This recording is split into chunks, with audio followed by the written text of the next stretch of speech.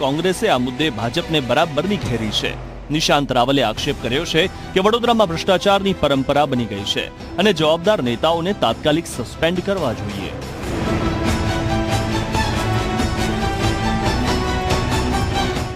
કે ભાગબાટીમાં આવું કંઈ છે જ નથી કે ચૂંટણી આવે એટલે સ્વાભાવિક છે કે અન્ય પક્ષોએ આવા ભારતીય જનતા પાર્ટીને બદનામ કરવાના કાવતરા વધુ ને વધુ રચતા હોય છે, બરાબર છે।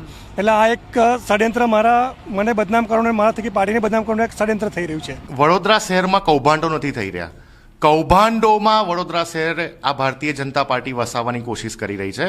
કારણ કે તમે જો કે જમીનના કૌભાંડ જે રીતે ફૂલી ફાલી રહ્યા છે વડોદરા શહેરમાં, અને એ દરેક કૌભાંડમાં ભારતીય જનતા પાર્ટીનો કાર્યકર્તા હોય, ચૂંટાયેલી પાંખનો કોઈકને કોઈક નેતા હોય અથવા એના સંગઠનના લોકો હોય, આ લોકો ધારે તો તાજમહેલનો પણ દસ્તાવેજ કરી નાખે। એટલે સ્વાભાવિક વાત છે કે ભારતીય જનતા પાર્ટીનો ખેસ પહેરો, જમીનોના કૌભાંડો કરો, રૂપિયા કમાઓ, તપાસના ઓર્ડરો આપો, 2-5 એવા નાના જે પપેટ હોય એને સસ્પેન્ડ કરો, મોટા અધિકારીઓ બચી જાય છે।